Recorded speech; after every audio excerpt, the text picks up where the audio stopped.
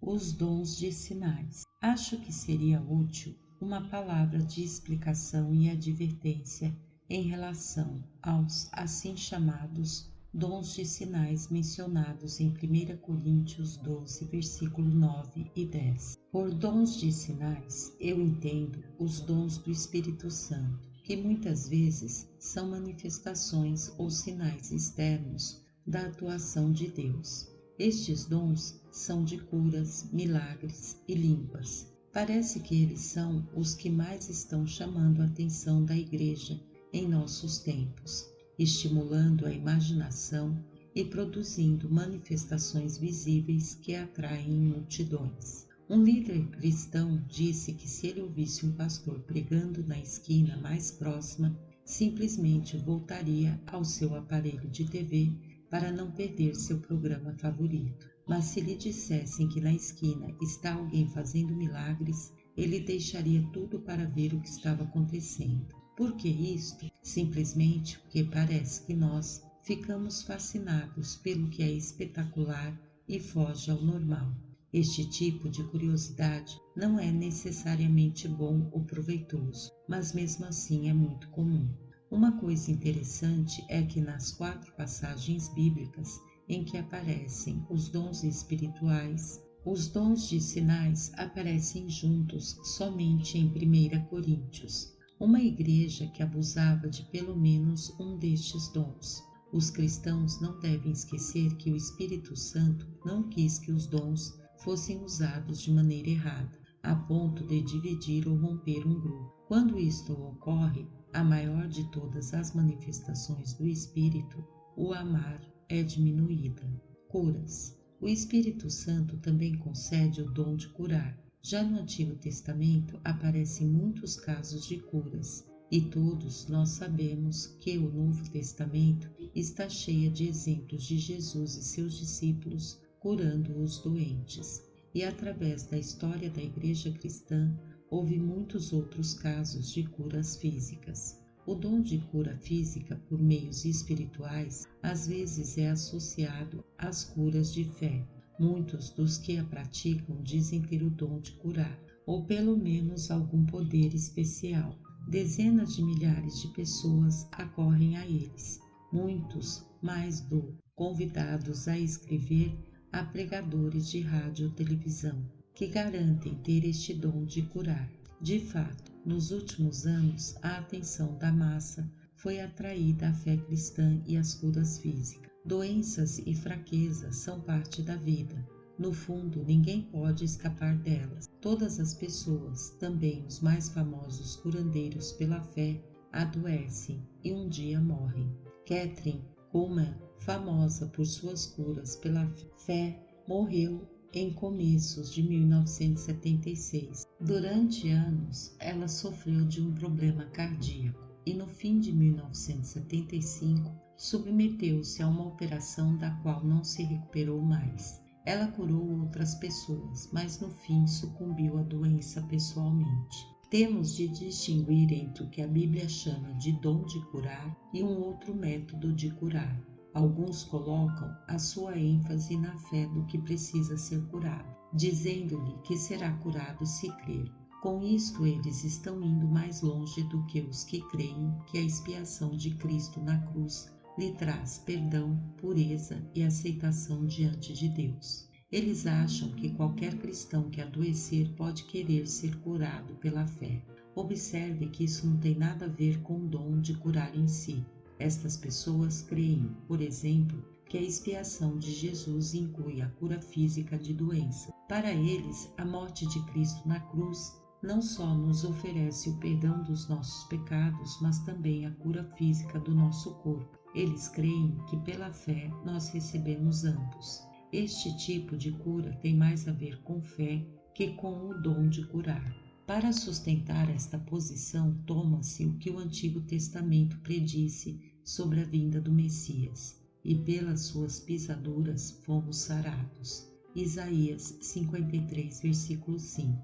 Eu, pessoalmente, não acredito que a Escritura diga que a obra de Cristo na cruz incluía a cura física. O Novo Testamento cita somente uma vez Isaías 53, 5. em 1 Pedro 2,24, carregando ele mesmo em seu corpo sobre o madeiro os nossos pecados, para que nós, mortos aos pecados, vivamos para a justiça, pois suas chagas fostes sarados. Daí podemos ver claramente que a cura do Salvador é primeiramente de natureza espiritual e não física. Alguns cristãos indiferentes, se eles acreditam que Deus cura pelo dom espiritual ou só pelo exercício da fé, acham que não é necessário consultar um médico quando estão doentes, a não ser em último caso. Estes têm diversas alternativas. Podem estar crendo que Deus os curará. Neste caso, não está envolvido o dom de curar, mas só o dom de fé. Ou podem ir a alguém que eles acham que tem o dom de curar. Isto significa que esta pessoa pode fazer exatamente o que Jesus fazia, pelo poder que ele recebe pelo dom do Espírito Santo. Ele pode fazer com que o doente fique bom imediatamente e permanentemente. Um braço quebrado emendado instantaneamente, um câncer que desaparece, uma pneumonia que é erradicada, deixando os pulmões restabelecidos. Eu sinto que temos de considerar a cura de doenças de uma perspectiva mais ampla. Tiago ensina que todas as dádivas boas vêm de cima. Eu acredito que a cura pode vir de Deus pelo dom de curar ou de fé, mas também vem dele por meios medicinais. Paulo disse a Timóteo que tomasse um pouco de vinho para seus problemas estomacais. 1 Timóteo 5:23. Não devemos esquecer também que Lucas era médico e acompanhou Paulo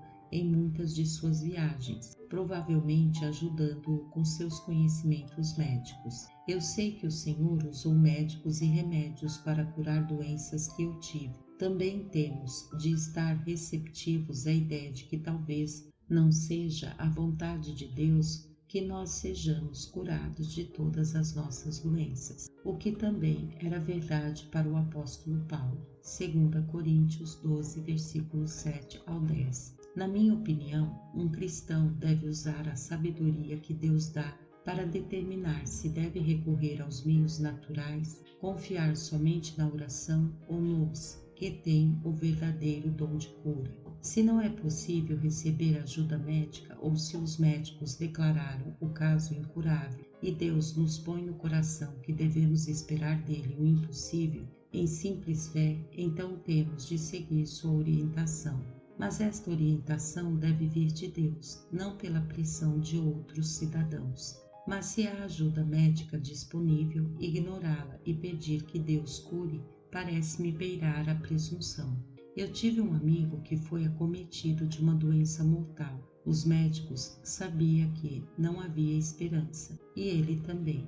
Então mandou chamar alguém que ele sabia que tinha o dom de curar. Depois de orar e aconselhar meu amigo espiritualmente, esta pessoa pôs suas mãos sobre meu amigo. No mesmo instante ele sentiu como que um choque elétrico e estava instantaneamente curado. Os médicos o analisaram e não havia mais nenhum sinal da doença. Não cabendo em si de alegria, só pensava ainda nos dons de sinais, curas, milagres, línguas e interpretação. Pessoa e obra de Cristo estavam esquecidas. Não havia fruto do Espírito. 3 anos depois, a doença voltou como vingança. Por 3 vezes o Senhor decidiu não curá-lo. Morreu lentamente, em amarga desilusão, como se não estivesse indo para o próprio Senhor em toda a sua glória.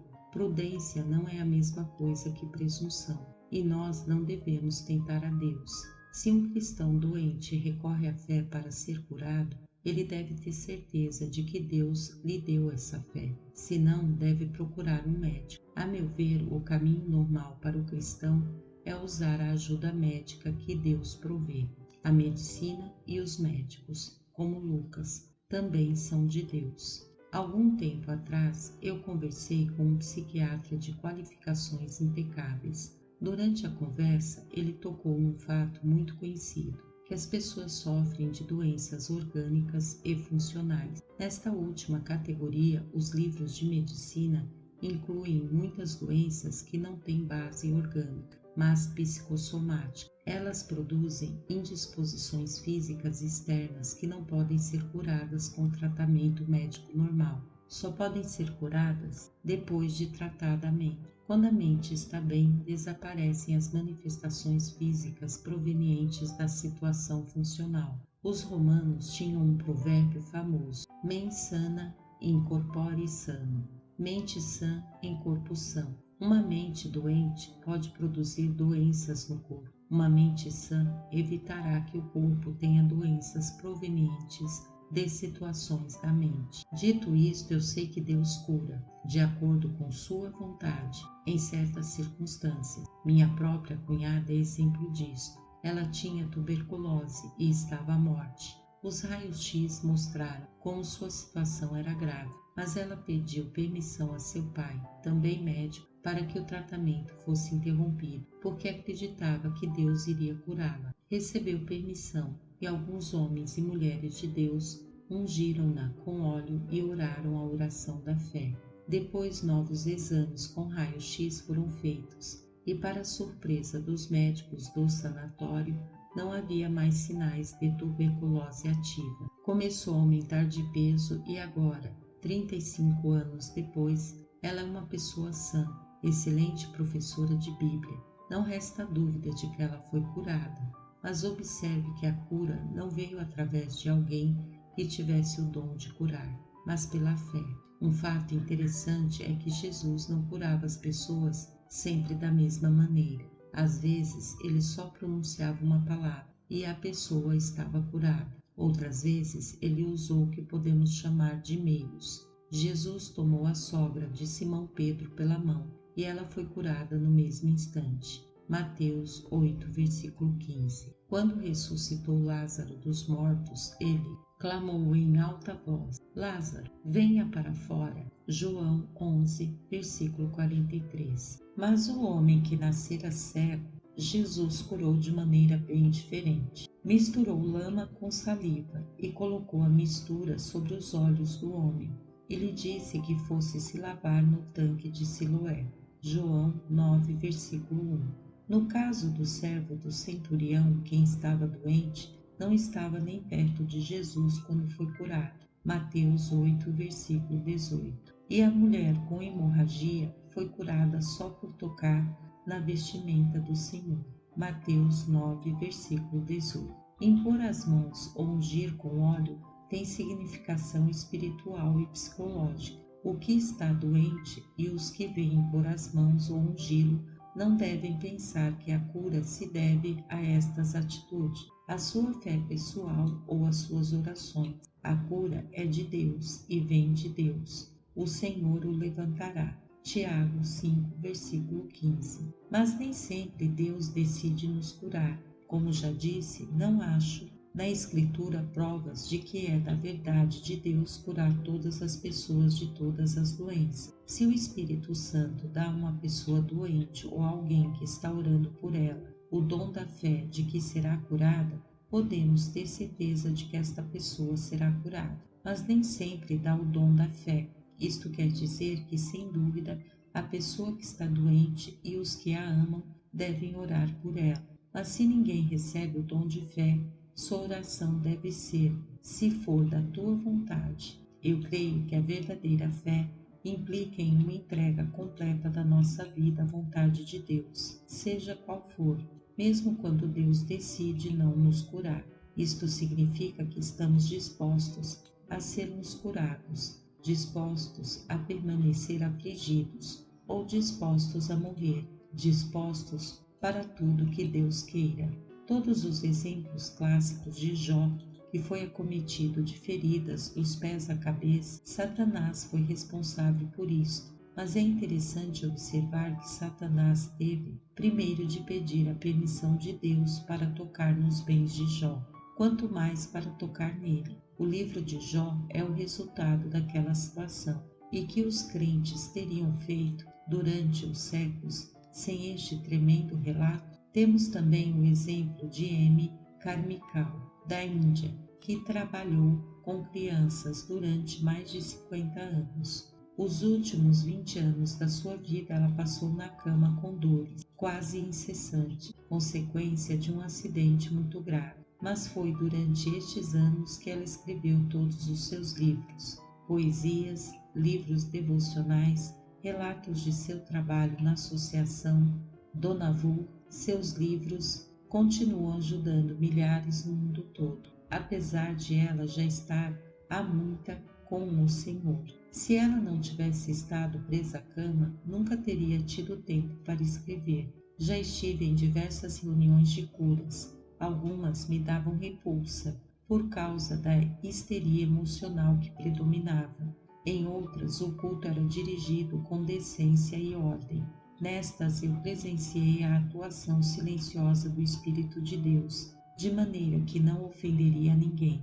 O Espírito usava os servos de Deus com dons especiais para fazer a sua vontade. Cada doença, cada debilidade, cada coisa errada em nossa vida pode ser relacionada com o pecado original. Isso não quer dizer que os que passam por dificuldades estão culpados de outros pecados evidentes. Em alguns casos, nós sofremos de doenças que são resultado direto ou indireto de algum mal que cometemos, mas não sempre. Uma vez Jesus encontrou um homem que era cego de nascença. Foram seus discípulos que fizeram esta pergunta, e não os fariseus ou os saduceus. Quem pecou, este ou seus pais, para que nascesse cego? João 9, versículo 2. Nem mesmo os discípulos podiam entender a cegueira que não fosse resultado direto de pecado. Jesus lhes disse: nem ele pecou, nem seus pais, mas foi para que se manifestem nele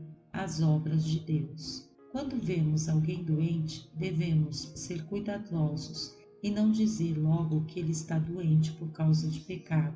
As pessoas podem ficar doentes por acidente ou hereditariedade. Não foi o pecado de um bebê retardado, nem o de seus pais que o fez ficar assim.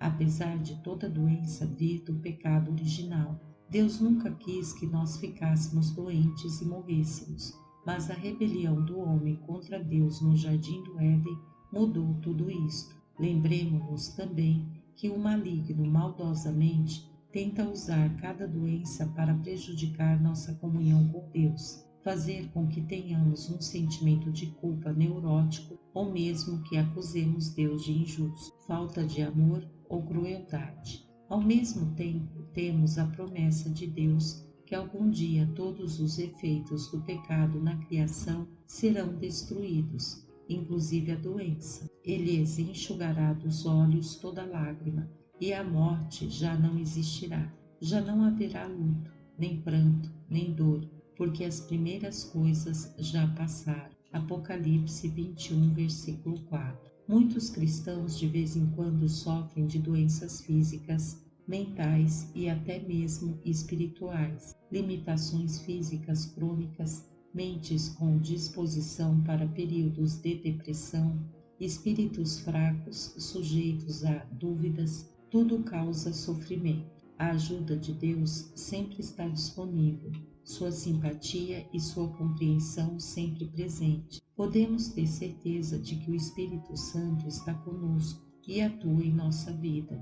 O Espírito nos assiste em nossa fraqueza. Romanos 8, versículo 26. E em Hebreus 4:16, Deus nos prometeu ajuda. Acheguemo-nos, portanto, confiadamente junto ao trono da graça, a fim de recebermos misericórdia e acharmos graça para socorro em ocasião oportuna. O Espírito Santo se encarrega destas situações. Ele é chamado de um intercessor divino. A palavra grega intercessor ocorre 5 vezes no Novo Testamento. 4 vezes é traduzida por consolador e 1 vez por advogado. Significa alguém que anda ao nosso lado como nosso conselheiro, auxiliador, defensor e guia. O Espírito Santo nos ajuda mesmo no meio das nossas doenças e fraquezas. Às vezes, exatamente estas doenças são provas de que nós estamos cheios do Espírito. Por 3 vezes, o apóstolo Paulo pediu que Deus tirasse o espinho que lhe trazia grande dificuldade. Mas Deus respondeu: não. Disse também: a minha graça te basta, porque o poder se aperfeiçoa na fraqueza. 2 Coríntios 12, versículo 9. Paulo respondeu rapidamente: de boa vontade, pois me gloriarei nas fraquezas, para que sobre mim repouse o poder de Cristo. 2 Coríntios 12, versículo 9. E foi além, pelo que sinto prazer nas fraquezas, nas injúrias, nas necessidades, nas perseguições, nas angústias por amor de Cristo, porque quando sou fraco, então é que sou forte. 2 Coríntios 12, versículo 10. Mesmo enquanto cheio do Espírito, Paulo tinha uma doença em si que Deus permitia que sofresse para a sua glória.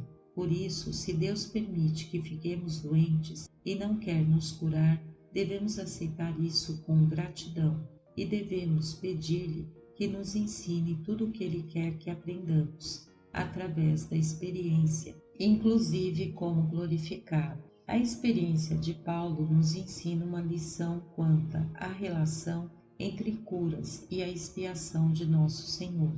Mateus diz que ele mesmo tomou as nossas enfermidades, carregou com as nossas doenças. Mateus 8, versículo 17. Isto é totalmente verdade. Por sua morte no Calvário, nós temos a certeza de que seremos libertados de todas as fraquezas e doenças. Mas Deus permite que alguns de nós sofram com doenças e fraquezas agora. Daí sabemos que seu propósito nunca foi de libertar todo o povo de Deus de todas elas, em todos os tempos. Também não hoje. Cada vez mais igrejas programam cultos esporádicos de curas. Eu fiz perguntas sobre estes cultos e recebi a resposta de que poucas curas eram de doenças físicas. A maioria tratava de problemas de relacionamento, de memória, de comportamento, de sentimentos de culpa. Como resultado, casamentos foram curados, pais reconciliados com filhos e empregadores com empregados. Em resumo, eu não tenho dúvidas de que existe o dom de curar, que pessoas podem ser curadas em resposta de oração de fé, e que há outros tipos de curas, de relacionamento. Mas também aqui uma palavra de advertência se faz necessária. Há muita fraude e charlatanice, tanto na medicina como nas curas pela fé. Também nisto precisamos de discernimento espiritual. Milagres. O significado da palavra milagres no grego é poderes. 2 Coríntios 12, versículo 12. Um milagre é um acontecimento que o poder de nenhuma lei física pode produzir. É uma ocorrência espiritual produzida pelo poder de Deus, uma maravilha, um prodígio. Na maioria das versões do Antigo Testamento, a palavra milagre geralmente é traduzida por prodígio ou feito poderoso. As versões do Novo Testamento geralmente falam dos milagres como sinais. João 2, versículo 11, ou sinais e prodígios. João 4, versículos 48. Atos, capítulo 5, versículo 12, capítulo 15, versículo 12. Os sinais feitos por Jesus Cristo e pelos apóstolos claramente confirmavam sua autoridade e davam certeza à sua mensagem. Lembremos-nos que as pessoas faziam esta pergunta a Jesus e aos apóstolos: como podemos saber que vocês são o que dizem ser e que suas palavras são verdadeiras? Esta pergunta não era sem propósito, e em momentos estratégicos Deus sempre de novo se manifestava às pessoas por milagres, para que tivessem evidências externas que confirmassem as palavras que seus servos diziam. Um acontecimento notável que ilustra este princípio é o de Elias no Monte Carmelo. Ele estava travando uma batalha terrível, em que o povo de Israel tinha de se decidir entre Deus e Baal. Elias desafiou os profetas de Baal que fizessem um altar e colocassem um animal como sacrifício sobre ele. Disse ao povo de Israel que aguardasse um sinal que os convencesse quem era o verdadeiro Deus, Baal ou o Senhor. Os sacerdotes de Baal gritavam em desespero a seu Deus, mas nada aconteceu. Depois Elias derramou água sobre o animal sacrificado em seu altar, e Deus enviou fogo do céu que consumiu o sacrifício apesar da água. Isto foi um milagre. Paulo garante que as pessoas podiam saber que ele era um apóstolo. As credenciais do apostolado foram apresentadas no meio de vós, com toda a persistência, por sinais, prodígios e poderes miraculosos. 2 Coríntios 12, versículo 12. O Espírito Santo deu aos primeiros apóstolos o poder de fazer milagres, como prova de que eles eram os mensageiros de Cristo com uma tarefa especial: anunciar uma nova época na história da humanidade. Algo que sempre me interessou foi que muitos dos grandes homens do Antigo Testamento não fizeram milagre. Um exemplo é João Batista, e muitos foram ter com ele, Jesus, e diziam: realmente João não fez nenhum sinal, porém tudo quanto disse a respeito deste era verdade. E muitos ali creram nele.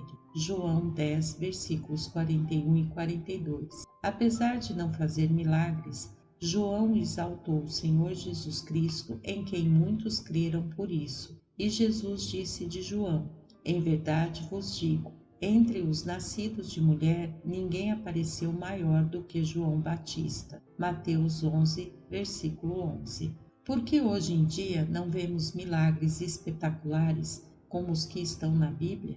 Há tão poucos milagres porque nossa fé é tão pequena? Ou será que Deus não intenta nada de espetacular para o momento? Será que sinais e milagres eram dons especialmente dados à igreja primitiva por causa de sua situação especial?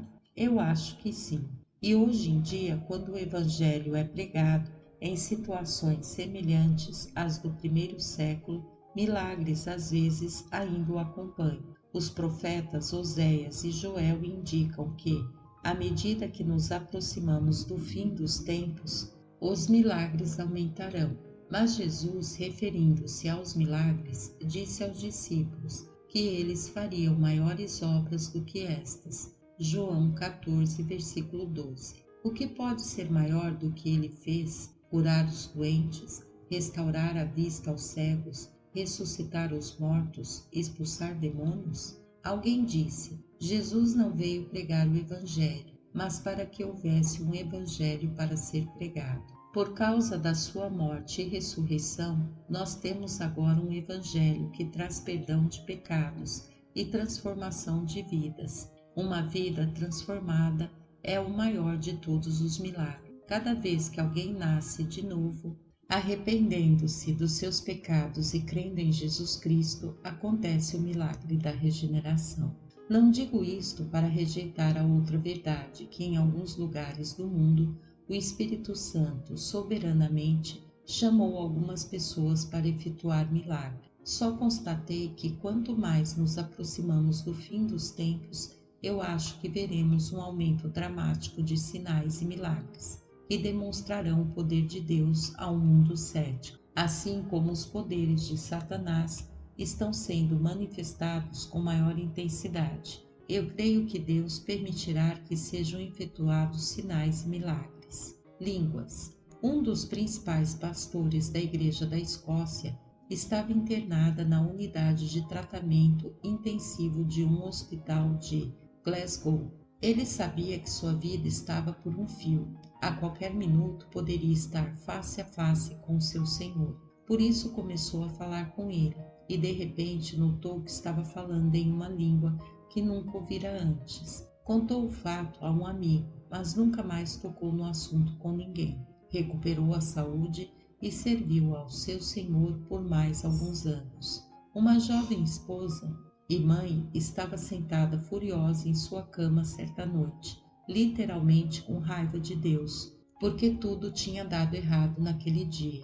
Você já ouviu uma vez falar de alguém que orou em línguas? Ela perguntou à minha esposa, contando-lhe o incidente. Ruth fez que sim, com a cabeça. Bem, eu nunca ouvi. Nunca tinha me interessado por estas coisas. Eu nem compreendi o que estava acontecendo. De repente, eu me senti como se estivesse em órbita da Terra em uma nave espacial. Enquanto sobrevoava os continentes, eu pensava nos cristãos que haveria ali, mencionando pelo nome os missionários que eu conhecia. Desta maneira eu dei a volta em toda a terra. Então olhei para o relógio, supondo ter orado por uns 30 minutos, mas já estava amanhecendo e eu me sentia revigorada. O peso tinha sido erguido de meus ombros. A frustração, a raiva, a lamentação, tudo desaparecera e me senti como se tivesse dormido a noite inteira. Uma classe de escola dominical estava estudando a pessoa e a atuação do Espírito Santo em um bairro em que falar em línguas tinha se tornado quase obrigatória para os crentes. Depois de uma reunião especialmente empolgante, pediram ao professor que falasse sobre o Espírito Santo. Depois, cada um dos alunos contou suas experiências com o dom de línguas. O professor, relembrando aquele dia alguns meses depois, mencionou 3 pessoas que permaneciam em sua memória. O primeiro jovem cujo testemunho soara verdadeiro, alguns meses depois de sua experiência, passou a se preocupar somente com línguas, quase não falando de outra coisa, fazendo o que podia para que os outros crentes tivessem a mesma experiência que ele. Por fim, no entanto, seu zelo diminuiu e ele reconheceu que nós recebemos o Espírito Santo para que possamos glorificar o Senhor Jesus de diferentes maneiras. Hoje ele é um ministro do Evangelho com muitos dons. Um outro membro da classe que dizia ter falado em línguas foi expulsa poucas semanas depois da sua universidade por imoralidade aberta, repetida e sem arrependimento. Um terceiro, na memória do professor, era um bandido da periferia de uma cidade grande, recém-convertido. Depois da reunião, ele chamou o professor a um canto e lhe contou que estivera na mesma reunião e tinha reconhecido a língua. Quando o professor lhe perguntou que língua era, ele replicou: a mesma língua que eu ouvia quando assistia às sessões da minha avó, que era médium espírita. O professor me contou este caso porque pensava que ilustrava 3 origens para o que nós chamamos de língua. 1. O Espírito Santo. 2. Influência psicológica. E 3. Influência satânica. Apesar de eu não ser um especialista no assunto línguas, minhas opiniões se formaram pelo estudo da Bíblia e por experiências e conversas com muitas pessoas. De uma coisa eu tenho certeza: nem o Espírito Santo, nem qualquer dos seus dons são dados para dividir os crentes. Isto não quer dizer que não podemos ter nossas opiniões próprias sobre o que a Bíblia ensina sobre línguas, ou que não devemos ter congregações locais que dão proeminência a línguas, ou outras que não dão. Disto eu tenho certeza. Quando alguém abusa do dom de línguas e ele começa a dividir, então algo está errado. Há pecado no corpo de Cristo. Fundo histórico. Já por quase um século, falar em línguas está tendo uma posição importante entre muitos cristãos e algumas igrejas. Para eles, falar em línguas faz parte da vida do cristão a partir da conversão.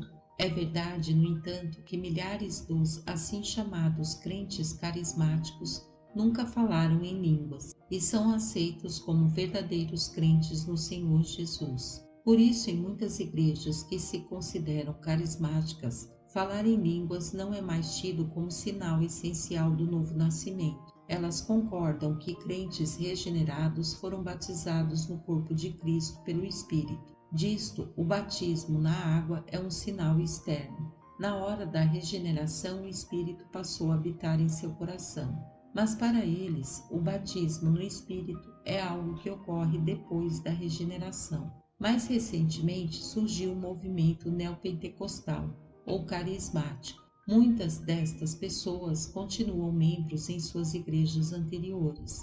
Alguns são até católicos romanos. Concordam com as igrejas pentecostais em sua ênfase na cura e frequentemente aceitam falar em línguas como sinal do batismo com o Espírito Santo, uma experiência subsequente à conversão. Mas as igrejas pentecostais mais antigas estão preocupadas porque nem sempre é possível ver uma mudança no estilo de vida entre os neopentecostais, o que eles têm por intrínseco a uma vida dirigida pelo Espírito. Ninguém pode escapar ao fato de que a ênfase carismática tem aproximado protestantes e católicos romanos em algumas partes do mundo. não nivelando suas diferenças teológicas em assuntos como a justificação pela fé, o sacrifício da missa ou a infalibilidade papal, mas na base de falar em línguas e do batismo com o Espírito Santo. Mesmo assim, eu conheço muitos católicos romanos que, como os protestantes, se consideram carismáticos, mas nunca falaram em línguas. Fizeram isto sim, uma descoberta de um relacionamento pessoal com Cristo. Dados bíblicos sobre línguas. Falar em línguas, glossolalia, palavra formada dos termos gregos equivalentes, é mencionado somente em 2 livros do Novo Testamento, Atos e a primeira carta de Paulo aos Coríntios. Aparece também em Marcos 16, versículo 17, que muitos eruditos acreditam não pertencer ao manuscrito original. Parece que a palavra era usada com 2 sentidos diferentes. Um aparece nos acontecimentos de Pentecostes, quando ocorreu a prometida vinda do Espírito Santo. Um estudo cuidadoso da passagem em Atos 2 indica que as línguas eram idiomas conhecidos, compreendidos pelos estrangeiros que estavam em Jerusalém. O pequeno grupo de cristãos recebera uma capacidade sobrenatural de falar em outras línguas. O que aconteceu no dia de Pentecostes? O 2º capítulo de Atos nos diz que aconteceram 4 coisas que indicaram o começo da nova era. Em primeiro lugar, um som como de um vento impetuoso encheu a casa. Em segundo lugar, algo que se parecia com línguas de fogo apareceu sobre a cabeça de cada um dos que estavam reunidos. Em terceiro lugar, todos ficaram cheios do Espírito Santo. Em quarto lugar, todos eles falaram em línguas quando o Espírito lhes deu capacidade para tanto. Estas línguas eram idiomas conhecidos às pessoas que tinham vindo de todo o Império Romano para Jerusalém no dia de Pentecostes. Algumas pessoas acham que o milagre aconteceu no ouvido dos ouvintes. Outras acham que os apóstolos receberam um dom sobrenatural de falar em um idioma estrangeiro que eles não conheciam. Seja qual for a nossa opinião, houve um milagre. A mesma palavra cheios aparece em Atos 4, versículo 8. Quando Pedro, cheio do Espírito Santo, não se menciona falar em línguas, pregou seu curto sermão ao sumo sacerdote e aos líderes dos judeus. A mesma palavra é usada em Lucas 1, versículo 15, para João Batista, onde a Escritura diz: ele será cheio do Espírito Santo já do ventre materno. Mas não há registro de que João tenha falado em línguas. Depois da experiência de conversão de Paulo, Ananias foi vê-lo, para que recuperes a vista e fiques cheios do Espírito Santo. Atos 9, versículo 17. Sua visão voltou. Ele foi batizado e logo pregava nas sinagogas a Jesus, afirmando que este é o Filho de Deus. Atos 9, versículo 20. Novamente não são mencionadas línguas. Atos 19 conta a história de Paulo em Éfeso. Ele encontrou alguns crentes que não sabiam nada da vinda do Espírito. Lemos que, impondo-lhes Paulo as mãos, veio sobre eles o Espírito Santo, e tanto falavam em línguas como profetizavam. Atos 19, versículo 6. Aqui a Bíblia não diz que eles ficaram cheios do Espírito. De qualquer maneira, eles falaram em línguas e profetizaram, apesar de não aparecerem línguas de fogo, nenhum vento impetuoso como em Pentecostes. O relato de Atos 19 também não diz se as línguas eram compreensíveis ao povo daquele lugar e não menciona intérpretes. Podemos concluir que devam ter falado em línguas faladas em algum lugar do mundo. Quando eu vou a algum outro país, eu falo em inglês. Para a maioria dos meus ouvintes, esta língua é desconhecida. No Nordeste da Índia, por exemplo, eu preguei a diversos milhares de pessoas cada reunião. 17 intérpretes diferentes traduziam minha pregação para 17 dialetos, para que as pessoas pudessem compreender minha língua desconhecida. Na minha opinião, foi isto que aconteceu em Pentecostes, com a diferença da que naquela ocasião foi um milagre divino, ou cada pregador falava em uma língua que um grupo de ouvintes conhecia, ou o Espírito Santo interpretava o que estava sendo dito para a língua de cada ouvinte. Neste caso, o milagre estava na capacidade deste de compreender. Línguas desconhecidas em 1 Coríntios. Em 1 Coríntios, falar em línguas parece ser um pouco diferente das ocorrências de Atos, apesar de a mesma palavra grega para línguas ser usada. No dia de Pentecostes, os discípulos falaram em línguas conhecidas dos que visitavam Jerusalém.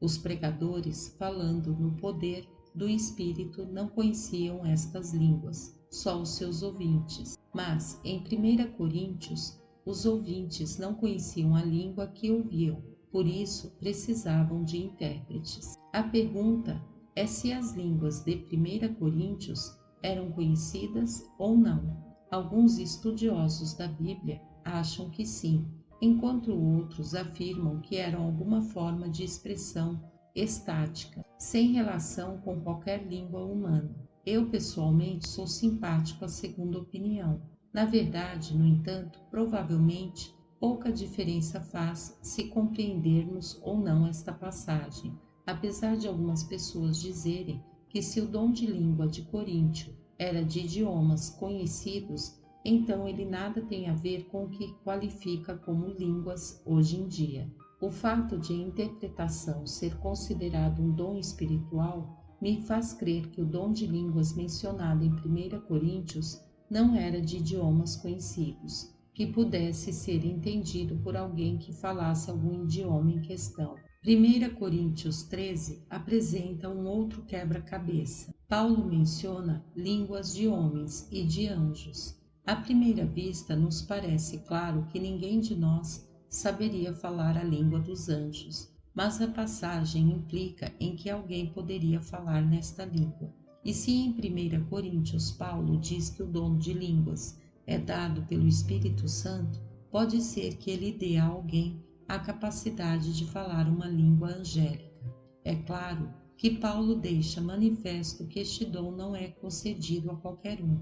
Esta é a razão de eu ter dificuldade para relacionar a plenitude do Espírito com um segundo batismo ou um sinal obrigatório, falar em línguas. Eu não acho na Bíblia base sólida para a posição de que o dom de línguas é dada como sinal a todos que são batizados com o Espírito, porque este dom só é concedido a alguns. Além disto, às vezes fico pensando que o uso moderno do termo carismático não pode estar correto. A palavra grega usada em 1 Coríntios para os dons que Deus concede aos crentes é carismata. Ninguém pode adquirir um destes dons por si. De acordo com Paulo, os dons vêm pela atuação soberana do Espírito de Deus, como veremos daqui a pouco, distribuindo como lhe apraz a cada um individualmente. 1 Coríntios 12, versículo 11. Paulo diz: por um só Espírito, nós, é isto que o grego diz, todos fomos batizados em um corpo. 1 Coríntios 12, versículo 13. Além disto, o Espírito distribui dons a cada membro do corpo. Cada crente recebe algum dom, por isso cada crente é um carismático. E ainda, Paulo não garante que todos os crentes receberão um certo dom. Ele só diz que cada um receberá algum dom. Ele diz, isto sim, aos coríntios que eles devem procurar que a concordância de Cruden define como desejar sinceramente os melhores dons e insiste em 1 Coríntios 13 que qualquer dom sem amor não tem valor. Observações sobre o dom de línguas. Temos de observar diversas coisas sobre o dom de línguas mencionados em 1 Coríntios 12, versículo 30 e no discurso mais longo de 1 Coríntios 14. Em primeiro lugar, este dom de línguas aparentemente é diferente do expressado em Pentecostes, onde não se precisou de intérpretes. Este também era acompanhado de outros sinais, as línguas de fogo e o vento impetuoso. Estas coisas não são mencionadas junto com os dons do Espírito em 1 Coríntios. Apesar de haver discordância honesta entre os cristãos Quanto à validade do dom de línguas para hoje, eu pessoalmente não posso achar qualquer justificativa bíblica para dizer que o dom de línguas era só para tempos neotestamentários. Ele facilmente se torna um assunto mal entendido e até divisor. O fato de Paulo achar necessário gastar 3 capítulos, 1 Coríntios 12 ao 14, no assunto dá provas disto. Apesar de este ser o último dos dons, Paulo falou mais tempo sobre ele que sobre qualquer outro. Por isso, quando ele ocorre hoje em dia, o dom deve ser cercado com muito cuidado com as salvaguardas que Paulo estabelece. Também mesmo que o dom de língua ocorra atualmente como dom espiritual válido. Isto não quer dizer que cada manifestação de línguas é da vontade de Deus, devendo ser aceita por nós sem restrições. Em segundo lugar, temos de destacar que o dom de línguas é um dom do Espírito Santo, não um fruto do Espírito. 1 Coríntios 12, versículo 14. Deixa isso bem claro. Veremos no próximo capítulo que o fruto do Espírito, mencionado em Gálatas 5, versículos 22 e 23, deve caracterizar cada cristão que anda no Espírito. Por outro lado, os dons são distribuídos entre os crentes pela vontade soberana de Deus, e por isto alguns podem ter este dom e outros não. Eu simplesmente não encontro nenhum argumento na Bíblia para afirmar que línguas é um dom que Deus quer dar a todos os crentes. Alguns o receberão, enquanto muitos outros não. Seria um erro alguém que não tem o dom de línguas pensar que ele é um cristão de segunda classe ou procurar com zelo este dom se Deus decidiu não concedê-lo a ela. Também é errado alguém que tem este dom tentar obrigar outros a tê-lo ou ensinar que todos devem experimentá-lo. Em terceiro lugar, o dom de línguas mencionado em 1 Coríntios 12 ao 14 é realmente um dos dons do Espírito menos importante. Parece até mesmo ser o último de todos. A razão disto é que muitas vezes ele não traz nenhum benefício espiritual a outros crentes. Os outros dons são exercidos claramente para edificar e fortalecer o corpo de Cristo. O dom de línguas talvez faça isto em um culto público, se houver um intérprete presente, mas os outros dons estão envolvidos mais diretamente no fortalecimento mútuo dos crentes. É por isto que não devemos considerar o dom de línguas como o ponto alto da maturidade do cristão. Milhões de cristãos maduros nunca falaram em línguas, e muitos dos que falaram em línguas não são maduros espiritualmente. Em quarto lugar, o dom de línguas não é necessariamente um sinal de que o crente foi batizado pelo Espírito Santo no corpo de Cristo. Isto fica claro em 1 Coríntios, porque estas pessoas já tinham sido incorporadas de uma vez por todas no corpo de Cristo. Eu não acho em nenhum lugar da Bíblia que o dom de línguas é uma evidência necessária do batismo com o Espírito Santo no corpo de Cristo, a Igreja. Mesmo quando falar em línguas é mencionado em Atos, nada é dito disto ser uma evidência do batismo com o Espírito Santo. Da mesma forma, não podemos equiparar o dom de línguas com ficar cheio do Espírito. Nós podemos ser cheios do Espírito e nunca falar em línguas. A plenitude do Espírito pode trazer muitas experiências diferentes à nossa vida, das quais línguas pode ser uma, ocasionalmente. Alguns dos cristãos mais cheios do Espírito que eu conheci nunca tinham experimentado o dom de línguas e não eram menos cheios do Espírito por causa disso.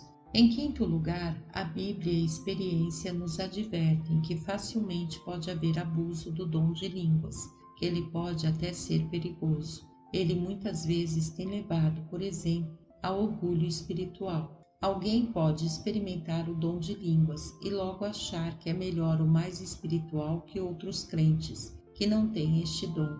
Uma atitude assim é totalmente contrária à maneira de ser de alguém que é cheio do Espírito. Podemos mencionar outros perigos. Línguas podem provocar divisões, como eu já disse diversas vezes. Isto se deve ou ao orgulho ou porque um crente que tenha este dom tenta obrigar outros a ter. Também é possível orgulhar-se por não falar em línguas, o que também é errado. Um dos maiores perigos do assunto de línguas é a desproporção. Quero dizer que às vezes uma pessoa que experimentou este dom passa a ficar quase completamente absorvida e preocupada com línguas, e esquece os outros dons do Espírito, a não ser, talvez, os outros dons de sinais, que também são espetaculares e impressionam, e apresenta pouco interesse por uma vida santa e o fruto do Espírito. Alguns dos que insistem em passar seu tempo pressionando outros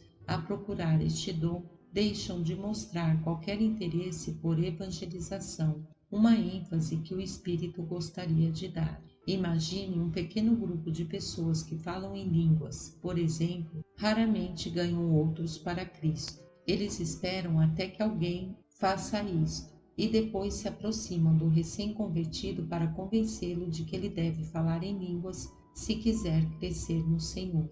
Outro perigo é que alguns podem pensar que a experiência de falar em línguas é um atalho para o poder espiritual e a maturidade. Um integrante da minha equipe tinha no seminário um colega que ia constantemente a reuniões onde poderia receber o dom de línguas. Quando lhe perguntaram por que queria tanto este dom, disse que era porque sentia uma grande falta de poder e comunhão com Deus e pensava que isto lhe daria o poder espiritual e o sentimento da presença de Deus. Perguntaram se orava com alguma frequência, ou lia a Bíblia regularmente, ou gastava tempo em comunhão com outros crentes, e ele admitiu não fazer nada disso. Deus já lhe tinha dado os meios para crescer espiritualmente: oração, Bíblia, comunhão. Mas ele não queria se submeter à disciplina. Achava que línguas seriam um atalho para chegar à maturidade espiritual. Provavelmente não foi de estranhar que pouco depois disto ele saiu do seminário e abandonou seus planos de ser pastor.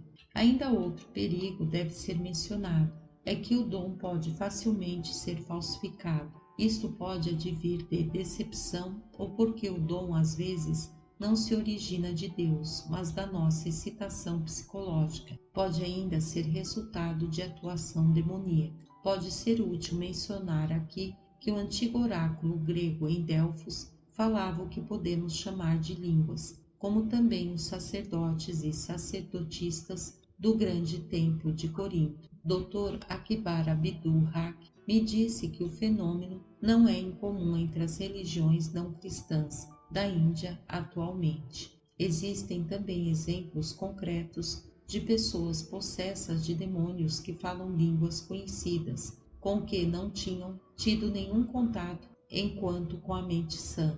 A Bíblia conta como os magos do faraó eram capazes de repetir até certo ponto os milagres de Deus. Não é de se admirar que João diga: não deis crédito a qualquer espírito, antes provai os espíritos se procedem de Deus. 1 João 4, versículo 1.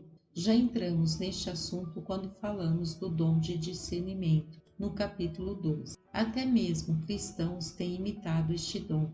Uma moça que frequentava reuniões carismáticas queria desesperadamente receber este dom, porque muitos dos seus amigos o tinham. Como tinha nascido em outro país, ela começou a orar naquela língua, fazendo de conta que tinha recebido o dom de línguas. Seus amigos acreditaram, e ela conseguiu assim ser aceita no grupo em que falar em línguas era tão importante.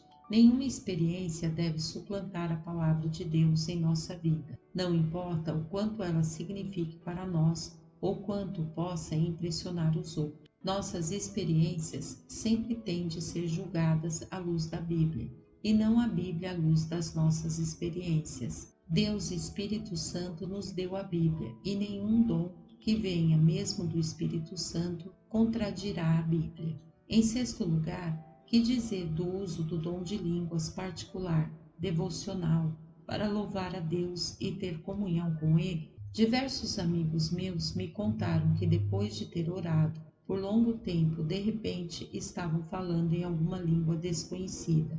A maioria deles não espalhou o assunto, e não disse a ninguém que devesse ter a mesma experiência. Não disseram que todos os cristãos devem falar em línguas como sinal de maturidade espiritual. Todos sabiam que Corinth Boom tinha falado em línguas, mas ela nunca tocou no assunto e repreendia os que falavam muito disso. A Bíblia tem pouco a dizer sobre este aspecto. Paulo deixa claro que falava em línguas em particular. Falo em outras línguas, mais do que todos vós. Contudo, prefiro falar na igreja 5 palavras com o meu entendimento, para instruir outros, a falar 10.000 palavras em outra língua. 1 Coríntios 4, versículos 18 e 19. Alguns acham que a ordem de Paulo, que devemos orar sempre no Espírito, Efésios 6, versículo 18, envolve falar em línguas, mas a ênfase em alvos de oração específicos, com a mente claramente se concentrando nos assuntos de oração. Na passagem, dá antes a entender que Paulo não está querendo dizer isso. Concluindo, tenho de dizer que não posso deixar de ficar impressionado com as grandes diferenças de opinião sobre línguas por parte dos que se chamam de carismáticos. Muitos têm a impressão que é muito errado dizer que o dom de línguas é essencial para o batismo com o Espírito Santo ou para ser cheio do Espírito. Um grande grupo de evangélicos nem sequer considera línguas um dom do Espírito, que deva ser procurado atualmente, da mesma forma como o apostolado. Eu conheço uma organização que promove conferências bíblicas e já foi muito usada por Deus, que não convida ninguém para subir na plataforma que diz falar em línguas. Não importa se ele é um ótimo conferencista ou bem aceito entre os evangélicos. Há quem não vá concordar com esta atitude, mas os líderes desta organização são sinceros em suas convicções e seu ponto de vista deve ser respeitado. Por outro lado, muitos evangelistas que propriamente não falam em línguas atualmente se colocam em uma posição de neutralidade. Eles viram como o movimento carismático penetrou profundamente em todas as denominações, com renovação e grandes bênçãos, de forma que eles estão preparados para aceitar que todos os dons sobrenaturais de 1 Coríntios 12 podem se manifestar hoje em dia e que devem ser recebidas como dons do Espírito. Para ser justo com meus irmãos carismáticos, devo acrescentar aqui que, apesar de eu discordar deles quanto ao batismo com o Espírito, que deve ser acompanhado do dom de línguas, eu sei e ensino que os crentes precisam ficar cheios do Espírito, pondo de lado línguas como sinal necessário. Nós estaremos falando da mesma experiência. A meu ver, a Bíblia diz que qualquer crente pode ficar cheio do Espírito e experimentar seu poder, mesmo se não se apresenta nenhum sinal, como a falar em línguas. Em um momento de plenitude especial, Deus pode dar o dom de línguas a alguns como sinal, mas eu não creio que Ele o dê a todos. O que importa é que, se permanecemos em nossa opinião, o façamos sem rancor e sem romper os laços de união em Jesus Cristo. Nós adoramos o mesmo Senhor e por isto somos agradecidos. Em 1 Coríntios 14, Paulo diz que profetizar é mais válido que falar em línguas, mas diz também: não proibais o falar em outras línguas. 1 Coríntios, capítulo 14, versículo 9. Parece que Paulo falava muitas línguas diferentes, mas ele não enfatizava isto indevidamente. Temos de tomar cuidado para não pôr o Espírito Santo em uma posição na qual ele tem de agir a nosso modo. O Espírito Santo é soberano, ele dá seus dons como quer. Peter Wagner diz: temos de nos lembrar que o corpo de Cristo é universal, com muitas manifestações locais. Os dons espirituais são dados ao corpo universal e por isso alguns podem não aparecer ou aparecer mais em algum grupo local em particular. Isto explica porque alguma igreja local ou até uma denominação inteira não recebeu o dom de línguas, ao passo que outras partes do corpo o têm. Em resumo, primeiro existe um dom de línguas real, em contraste com um que é imitação. Muitos dos que receberam o dom foram transformados espiritualmente, alguns por pouco tempo e outros permanentemente. Segundo, Deus usa línguas em certos momentos, em certos lugares, especialmente nos campos missionários pioneiros, para promover o reino de Deus e edificar os crentes. Terceiro, muitos estão convictos que estamos vivendo na época que a Bíblia chama de os últimos dias. Joel e Oséias profetizam que nestes dias reaparecerão as grandes manifestações do Espírito e muitos dos dons e sinais. Podemos estar vivendo nesta época e não devemos fechar os olhos para o fato de que muitos dos dons de sinais que são mencionados na Escritura estão se manifestando entre nós. Muitos anos atrás, em uma discussão em classe no Instituto Bíblico da Flórida,